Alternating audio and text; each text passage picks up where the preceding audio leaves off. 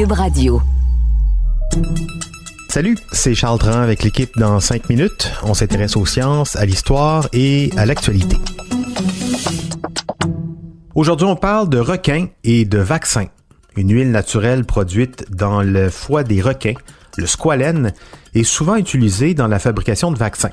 Des groupes de conservation des animaux s'inquiètent d'ailleurs du sort des squales, les requins, en vue de la fabrication du très attendu vaccin contre la COVID-19. Voici Élise Jeté. Ce n'est pas toujours le cas, mais certains vaccins sont faits avec du squalène. Retenez ce mot, on va en parler beaucoup dans les 5 prochaines minutes. C'est une substance que l'on trouve à l'état naturel dans les plantes, chez l'animal et chez l'homme aussi. Dans notre corps à nous, il est synthétisé par le foie et transporté dans notre sang.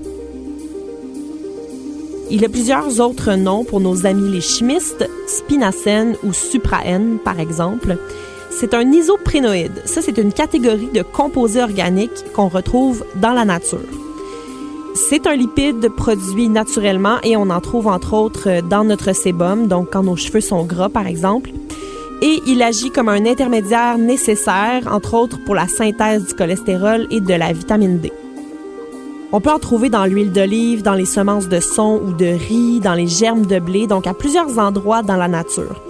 On le trouve aussi dans d'autres aliments, dans des produits cosmétiques, des médicaments en vente libre et des suppléments alimentaires. Le squalène qu'on retrouve dans tous les produits, celui qui est commercialisé, est extrait de l'huile de poisson, en particulier de l'huile de foie de requin.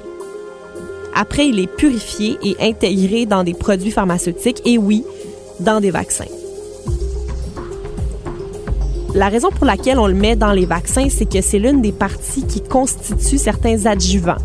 Les adjuvants, c'est ce qu'on rajoute au vaccin pour renforcer la réponse du système immunitaire. Le squalène, en tant que tel, c'est pas un adjuvant, mais lorsqu'on fait une émulsion de squalène avec des agents de surface qui changent la tension à l'intérieur de la matière, ça renforce véritablement la réponse du système immunitaire.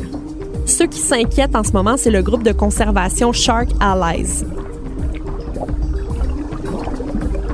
Selon ce groupe, 550 000 requins pourraient être nécessaires pour créer suffisamment de vaccins contre la COVID dans le monde.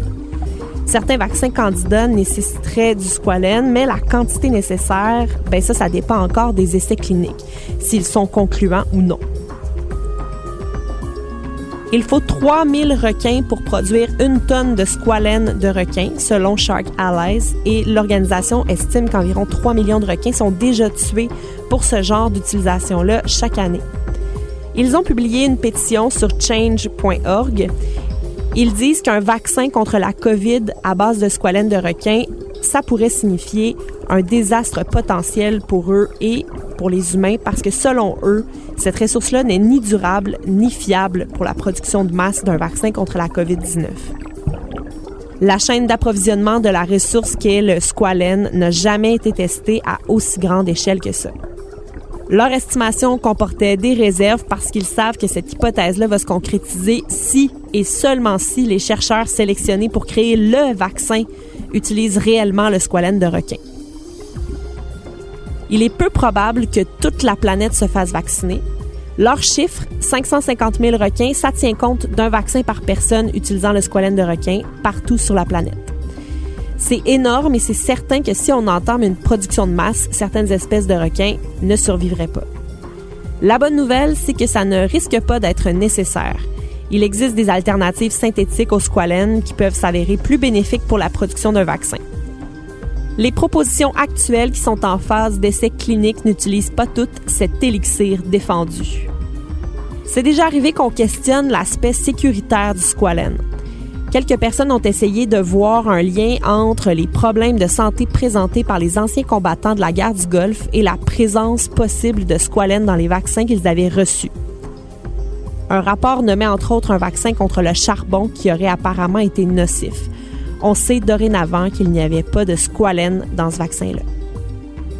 Selon l'OMS, depuis 1997, 22 millions de doses d'un vaccin contre la grippe contenant du squalène de requin ont été administrées dans le monde. Donc, ce n'est pas la première fois que les requins paient la facture pour la santé humaine.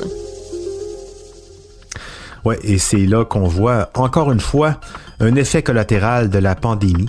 Ici, un effet direct sur la biodiversité. Merci, Élie Jeté. C'était en 5 minutes.